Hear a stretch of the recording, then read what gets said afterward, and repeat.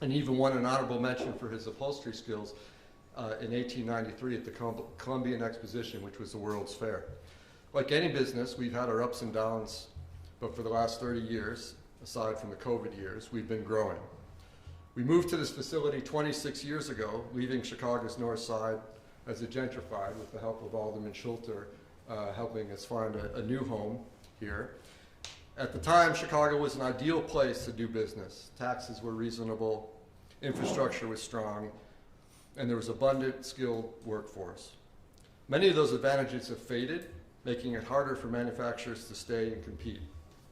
But we remain committed to the city and state because of the potential of its workforce and the support of community organizations like Austin Coming Together and industry advocates like the Illinois Manufacturers Association with Mark here.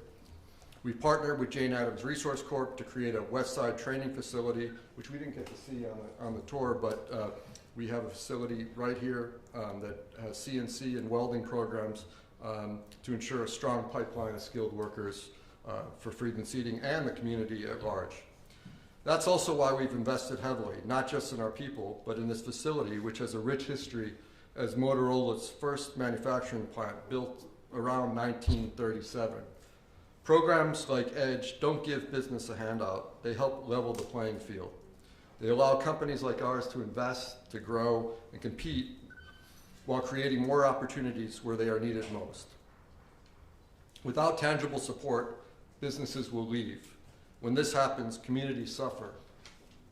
We continue to invest in our facilities and our people because we believe in the West Side, we believe in Chicago, and we believe in Illinois. Today's announcement is important not just for Friedman Seating, but for manufacturing across the state.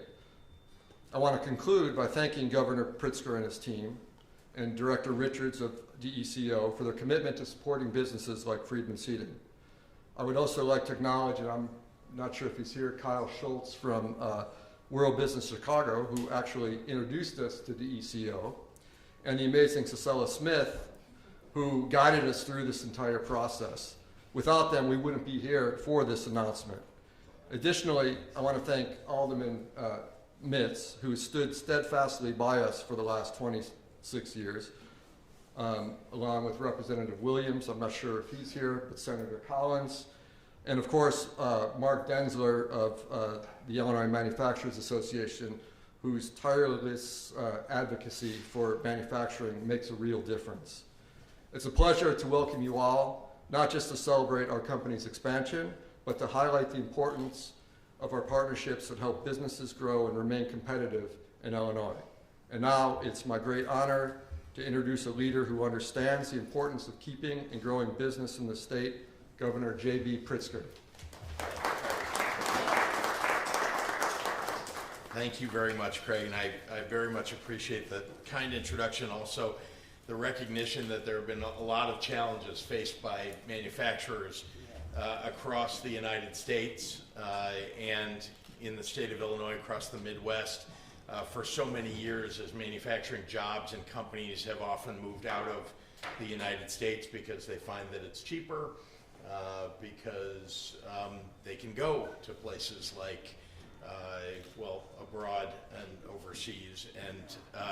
And so when a company is working against that tide and is really committed, we want to stand up for them. And this company has been here for more than 100 years, and it is, I love seeing three brothers, the family, working together to make this a successful business, to support the employees that make this successful. I met a gentleman who's, let's see, I don't think I can see him right now, but he's been with the company for 42 years. And just, you know, the idea that a company is attractive enough for somebody to stay and commit themselves for that long period of time is testament to the kind of atmosphere that got created here, and the fact that Chicago is a great place and Illinois is a great place to raise your family. And this family that owns this company is committed to that for themselves as well as their employees. It really is my sincere pleasure to be here at Friedman Seating. and I want to thank all of them for hosting us today. This is a beautiful facility. I got to see some of the new machines that have been invested in. I got to see the workers working hard to make those machines and the products, more. They're more productive using the machines that they've got. They are dedicated in part because they love this company and the products that it produces. Friedman has been a part of the Chicago manufacturing and business landscape for 130 years. And it is a testament to what began with Hyman Friedman and the idea of making cushions for a product that doesn't exist anymore, right? Or at least not very many of them, horse-drawn buggies. And for a company to go through the kind of transformation that this one has over those many years, to survive through a lot of hard work and dedication, and it just, it's an amazing thing to see. It's become a manufacturing powerhouse that's known the world over. This company is selling to folks far-flung, and we are very proud that the company continues to build this business right here in the state of Illinois. Its success is a testament to this multi-generational family business and its commitment, its ethos of putting customers first, and very importantly, to the hard work and dedication of generations of these Friedman employees. Friedman embodies so much of what makes Illinois great, too. Resilience, passion, innovation. Through all the challenges and the opportunities of the past century, this company and our state have made progress together, overcoming those challenges and taking advantage of those opportunities. We're here today to celebrate and to build on that legacy, supported by the state's EDGE incentive program. Friedman will invest $4 million, has invested $4 million into equipment and building renovation that will improve their nearly 100-year-old plant. These are the types of projects that can scale up production and maximize growth potential, and in doing so, Friedman will support nearly 700 jobs that are already here and add 50 more jobs. Friedman could have grown almost anywhere else in the country, including at their facility in Indiana, but they chose Illinois, and we are very proud to be their corporate home. I want to take a moment to thank everyone who works here at Friedman Seating, and especially CEO Craig Friedman, who I had the pleasure of meeting in a couple of previous events. I know you're doubling down on your strong commitment to Illinois, and of course I'm really grateful to the employees who are part of your dedicated workforce, but importantly are very loyal to this family. Supporting and assisting our Illinois companies as they grow takes dedication, it takes diligence from a whole lot of folks in government too. So I want to thank just a few people, our Department of Commerce Director, Kristen Richards, and of course her staff, Illinois Manufacturing Association CEO Mark Densler and his staff, and the elected officials without whom we really can't do any of this work. They're the ones who go in and raise their hand to vote in support of programs like this to help people find the places in Illinois where they can plant themselves and be here for 100+ years as a company. So want to recognize Alderwoman Emma Mitz and Senator Lakeisha Collins. I'll just say about, because I get to work with her regularly, Senator Collins, the General Assembly in Illinois and I have worked together, partnered to build on the incentives that are available to companies to come to Illinois or to choose to grow in Illinois. And that's something relatively new. Our economic development efforts in this state really were lacking before I took office. And when I took office, I thought, well, they must be buried in some part of the administration, some part of the executive branch, and they weren't. They really weren't operable at all, and we didn't have the right kinds of incentives. And so we've listened to companies in Illinois, we've listened to companies who are looking at other states, and today we're on the radar for so many of them, and I'm very proud of that fact. But today, right now, we are facing a potential obstacle with a trade war that the Trump administration seems intent on starting, because affordability and jobs are potentially the victims of that trade war. Tariffs are a tax paid for by consumers in the end. It's a tax on working families and on small businesses. Canada and Mexico are Illinois' top 2 trading partners. Let me be clear, that's a lot of business that creates jobs for people in our state. We want to trade, we want to sell into those countries, and we need the input products that come from those countries to make sure we can produce in a manufacturing setting like this one. And the aim of this trade war, this focus on tariffs from the federal government, seems to be to raise taxes on small businesses and working families to pay for really a massive tax cut for the wealthiest people and wealthiest businesses. It's bad for Illinois. It's bad for the country. It's detrimental for a company like Friedman Seating, which can only acquire certain parts, certain of its parts that it has as inputs from Mexico, and it sells its products into Canada.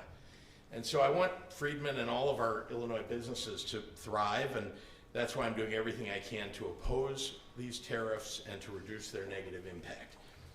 We're on our way here in Illinois to becoming one of the best states in the country to do business in. We have work to do always, but we have improved mightily over the last few years. For 130 years, Friedman has believed in the endless potential of Illinois and its people, through good times and through bad times. Friedman has understood that there's really no better place to find ingenuity and tenacity and grit over the long haul. And that is the focus of companies like this, to make themselves more innovative, to build their businesses up, to hire more employees, to grow.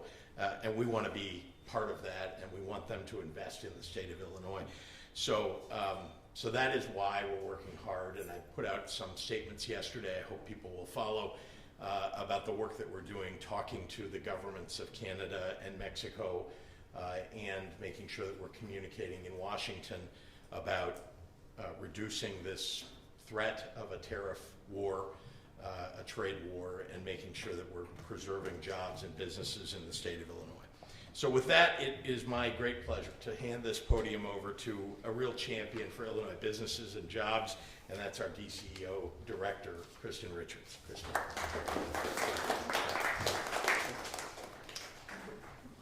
Sorry, okay.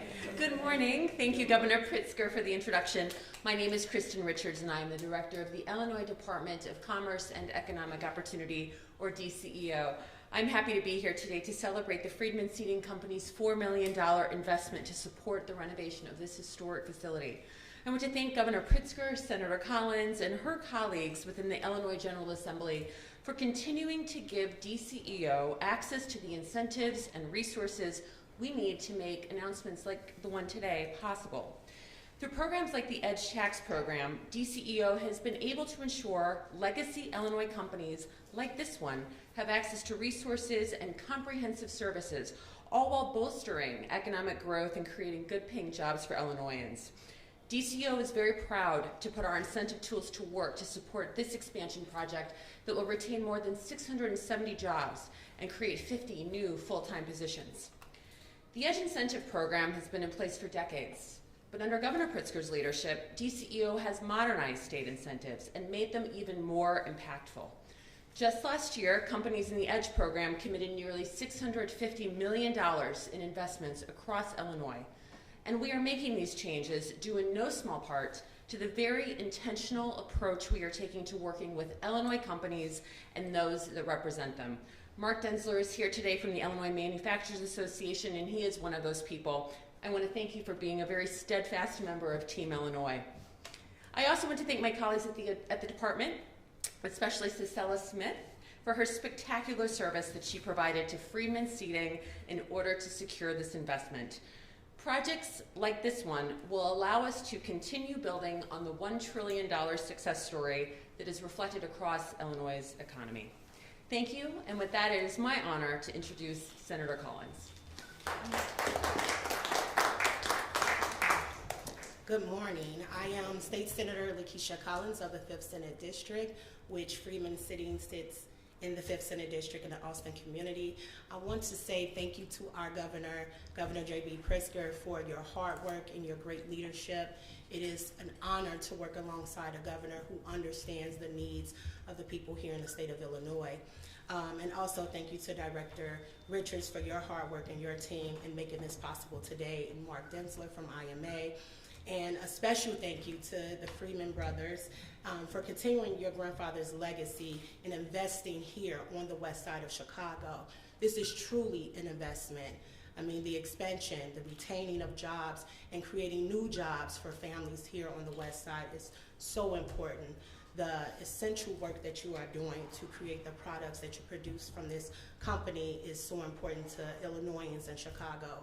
And so I just wanted to say that I am extremely proud of what we're doing here at the state of Illinois and the partnership that we have, especially with my Alderwoman, Alderwoman Mitz, and her outstanding leadership here on the west side of Chicago. I just wanted to hand this over to the incredible Alderwoman of the 37th Ward, but this is truly an investment, and thank you so much for you all. 130 years, that is legacy, and that is a real investment. We're talking about jobs, we're talking about expanding, we're talking about bringing more revenue back to the state of Illinois. So thank you, and I'll hand it over to Alderwoman Mitz. Thank you, and good morning, everyone. My name is Emma Mitz. I am the Alderman of the 37th Ward, 25 years plus. And I'll tell you, Jean, it was my first opportunity to come in, for Jean to come in and create, talking about an expansion and coming to the 37th Ward. And yeah, I was on the phone. Didn't know if I was going to get nothing happen, but Lord and behold, he works in my favor. That's why I'm still here, you all. And through that, it's been some trials and tribulation, but for the most part, I've seen this company grow. Just continuing to grow, even during the pandemic. We started out roughly at 900 employees at one time, but I see us moving them way back up with the 676, adding 50 more new jobs. Can't be nothing but another blessing. So business in the 37th Ward, we're open for business. We're open for the community to grow. We're open for people to be able to work in the place where they live at. I've seen the company work with young people. I mean, if you want to talk about teaching them about manufacturing, while business was leaving, Greg, thank you all and the company for staying. And I have to say, and they probably don't want me to, but when I walked in the building and knowing that we lost Jerry, who was the father of these three brothers, who's not here, dedicated his life to the company, I see that they're carrying on the legacy in the way that he would be looking very proud today.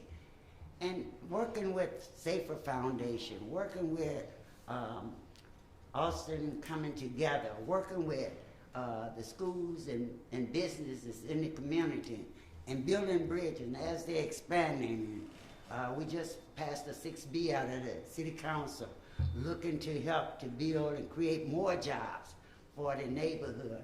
And I just think Governor Pritzker, thank you for your leadership and acknowledging this company and the hard work they're doing. This is what makes America great. This is what makes us thrive. Now don't take my term and use and say greatness for what you know the other guys say, but it's great because great is great. And this is what we call great. Thank you, Darnell. I see you over there, Austin, coming together. Yeah, they're in the room, partnering with us to help bring more people into the business, get them trained, get them knowledgeable about working in the community, and bringing manufacturing back to not only the ward, but to the city, to the state, and to the United States. Our job shouldn't be, as the governor stated, overseas or somewhere else. We can do the work here. We're hard workers and great workers who want to learn. So I'm grateful to be able to stand here today and welcome you all to the 37th Ward as well. Thank you so much. God bless all of us. Next, I'll bring up Mark Denzer, if you would come up next. Well, good morning. I'm Mark Denzer, President and CEO of the Illinois Manufacturers Association. As I like to say, every day should be Manufacturing Day in Illinois, in America, where we honor and celebrate amazing and innovative companies like Friedman Seating. And Illinois Manufacturers today employ about 650,000 workers directly that contribute the single largest share of our state's economy. And I'm thrilled to be here today at Friedman Seating with Governor Pritzker, who's been a champion, Kristen Richards and the team at DCO, Senator Collins, Alder Mitz, but especially Craig and the Friedman family and all the employees that are here today. They are truly a best-in-class manufacturer, you've heard. They're an amazing family-owned manufacturer, and you've heard other folks say they've been operating in Chicago since the 1893 World's Fair. Think about what they've seen and what they've done since 1893. They've been employing Illinoisans in good, high-paying jobs with benefits. Today, there are 700 families in this area supported by Friedman Seating. They put food on the table, allow them to go on vacation or buy a vehicle because of the work that's done here at Friedman Seating. But importantly, Craig doesn't just employ people in the Friedman team. They engage and they lend their voice. You've heard about it. Craig's involved in workforce. Craig's been in meetings about immigration and how we can make sure that those individuals have jobs. BIP and other measures facing manufacturers, Craig adds his voice to those importantly. And today's announcement by Governor Pritzker will allow Friedman Seating to modernize their operations, which are based in this historic building you've heard. This is Motorola's first manufacturing plant headquarters, built, as Craig said, in 1937. And Illinois is investing in Friedman and our state's manufacturing sector, ensuring that they continue to provide good, high-paying manufacturing jobs here on the west side of Chicago. The governor, as he mentioned and Kristen mentioned, have created this great toolkit in Illinois with the Edge Credit and RevEdge and MicroAct to really modernize the state's incentive structure. And when you combine the incentives with the wonderful assets that we have here, our workforce is second to none. The central location, the global city, the global airport, access to water, energy, transportation means Illinois will continue to be a manufacturing powerhouse. Today's announcement and investment is yet another signal that Illinois is open for business, and much of that is due to Governor Pritzker, and it's my honor to bring him back up to the podium. Happy to take any questions from members of the media. Yes, Shia. Do you, sorry to deviate off topic a little bit, do you interpret that lawsuit by the DOJ against Illinois as an attack on you or Democrats, or is it because ICE needs more help in what they're doing in deportation efforts? I think it's a massive effort to distract from what they are doing across the country, to take away things that working class, middle class people, families, the most vulnerable really need. Maybe they, as they come and try to attack the state of Illinois, and that's what they're doing, the lawsuits are against laws on the books in Illinois. I mean, unlike Donald Trump, we follow the law in Illinois. Now, maybe they put up with this kind of garbage in Florida, which is the home state of the head of the DOJ. But in Illinois, we have grit, we are tough, we are strong, and Donald Trump has no idea what he's up against when he attacks Illinois. So we're here, we're gonna stay here, we're gonna keep fighting for lowering costs on people, on building up jobs, on holding back the tariffs, whatever we can do to make this a great state. We're going to continue to do, despite what they may be doing to attack, again, working families across our state. But at the same time, Governor, you're going to perhaps see cuts to funding. And maybe it'll end up in the courts, but he might get a short-term impact of keeping those funds away from the state. Yeah, they can break the law, that's true, but that won't last, at least not in this country. If you follow the Constitution, if you follow the law, it won't last. And by the way, they've been sued, 4, 5, 6 times over the last 10, 14 days. and they've lost every one of them that's been decided so far. So yeah, again, the announcement that was made was temporary pause on funding, but think about what they're pausing funding about. They're the very things that keep our state and our city safe, right? They want to take away and pause funding for programs that allow our law enforcement and federal law enforcement to work together to fight crime, to attack the drug cartels, to go after the gangs on our streets. That's what they're going after. And this is a party that claims that they're supporters of law enforcement, but not when you're taking money away from them. And I should also point out that when you've pardoned a bunch of January 6th perpetrators who attacked police, that's not making anybody safer in the state of Illinois. When you are firing thousands of FBI agents, when you're shutting down the CIA, getting rid of, frankly, people who are trying to keep our country safe, that's not making anybody safer in Illinois or across the country. So that is what they're doing. We're gonna fight like hell for the safety and security of people in Illinois. They're gonna lose if they try to pause this funding for any longer than a few days. And of course, we have some of the great lawyers, including our Attorney General, who's out there in the courts making those cases. Governor, we spent the afternoon with the Winnebago County Sheriff, who said he believes the Trust Act is prohibiting his officers and deputies from protecting the community. I'm wondering if you should be listening to law enforcement officials like that, or perhaps considering any amendments to the way the law is currently written. The Safety Act has made people safer in the state of Illinois. We are making sure that violent criminals in Illinois are kept off the streets when they are arrested. That is what the Safety Act does. It does not hold people who are committing minor offenses because of they don't have $100 or $200 for bail. The Safety Act is making people safer. I understand that law enforcement, like a sheriff in Winnebago County, is politically opposed to keeping people safer because he thinks that's good politics in his area.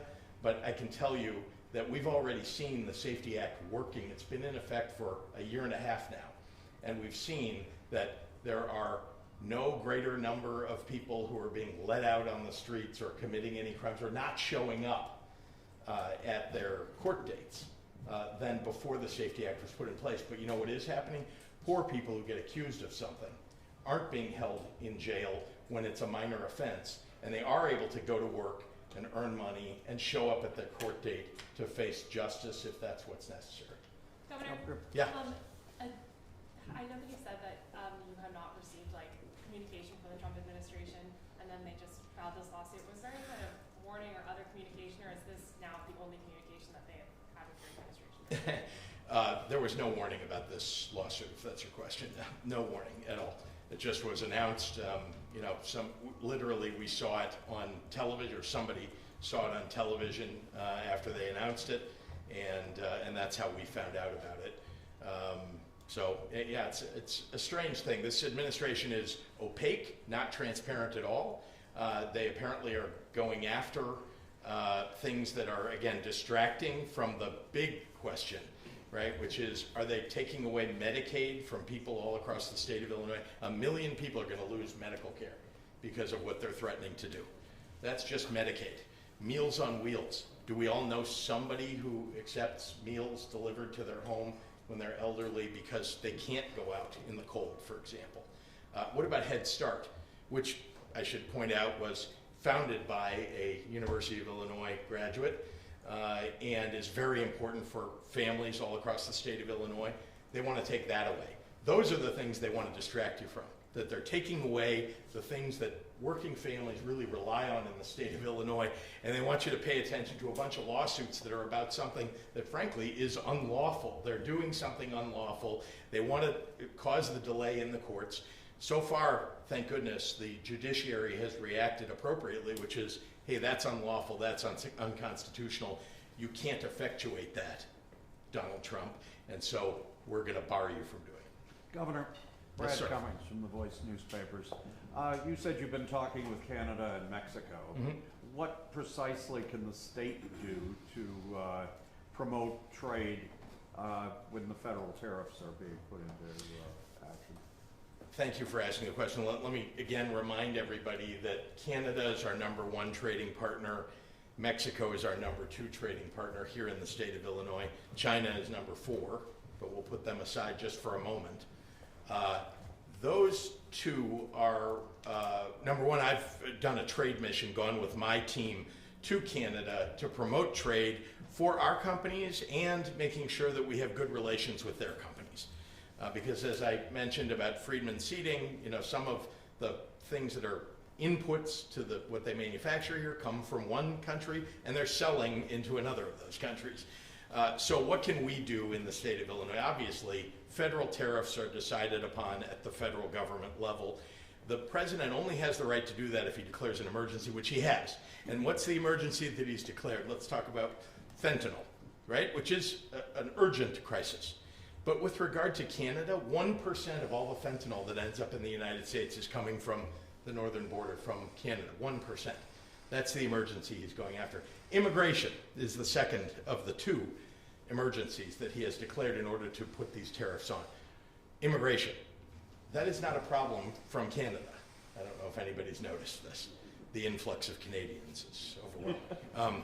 So this is, what can we do? We can talk to the Canadian representatives. In my case, I spoke with the ambassador, the Canadian ambassador to the United States.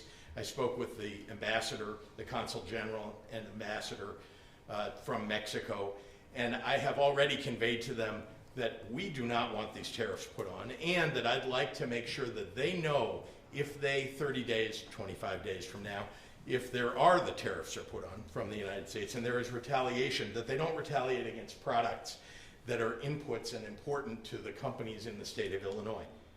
So it's important to convey what companies and what products we produce and have here in the state of Illinois to those countries, and are asking them not to make that part of the list of things that they are going to retaliate against when the trade war begins, if it does. Are they listening? I believe so. I mean, they've been very receptive to my phone calls, which is great. And I started, by the way, by calling U.S. ambassadors to Canada, who have a great deal of knowledge of, how do we get this done? And as you may know, 2 of the last 3 ambassadors to Canada are from Chicago. I spoke with one who's from Philadelphia and one from Chicago. And so we're doing a lot of work to try to convey and making sure that everybody understands Illinois is a friend of Canada's, and that we want to continue to do a lot of business with them. And Mexico, I should add. I don't want to leave them out, but it happens that I spoke first with the Canadian ambassadors and then with the ambassador from Mexico. This will be the last one. Yes. Governor, Hi, Olivia. hi. So Google this week announced that they're rolling back their DEI efforts. Does that raise any red or yellow flags for you, given the expansion of Google into the Thompson Center rebuild and their footprint in Chicago? I don't know yet, because we don't know what the impact of what you're describing as the rollback of DEI. Let me just be clear. When they say DEI, it isn't like, oh, well, that's an obvious department that we're going to get rid of, or a program that we're going to get rid of. The question is, do you want a diverse workforce? Does it matter to you that you have people in your marketing department who know how to market to different ethnic communities, for example? Does that matter to you? Of course it matters to companies, and they're going to continue to do that, right? They want to make sure that if you're addressing Latino community, the Black community, Polish community, that you understand those communities and that you have people working in those departments that can help you effectuate that. That's just one example of diversity matters in building your business. And then, when you say DEI, what they seem to be saying at the Trump administration is what they're really doing is attacking civil rights. That is what the attack on DEI is all about. Because DEI is not some official term that describes what goes on at a company. It's just a broad term that we all use to describe wanting to have a workforce that is representative perhaps of your community or representative of the interests of the company. So I don't yet know, but I certainly want the companies across the United States that are looking at these things to recognize that when Costco pushed back, their sales went up. When companies like Target pushed back, their sales went way, and they didn't push back, sorry. When they accepted the DEI mandate to get rid of it. They got rid of it, and guess what? Their sales went down. Pay attention to that fact, because I think the people of the United States understand that diversity in the workforce, diversity of representation across the big companies of our country is important for our collective future. Thanks, everybody. Yeah, thank you. Thank you, Governor.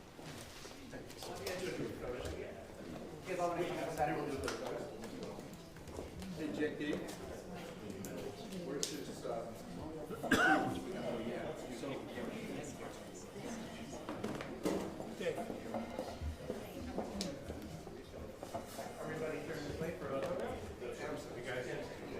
we still got also. Is that right? Yeah, they're called. Yeah, as soon as we get them, get their attention, yeah.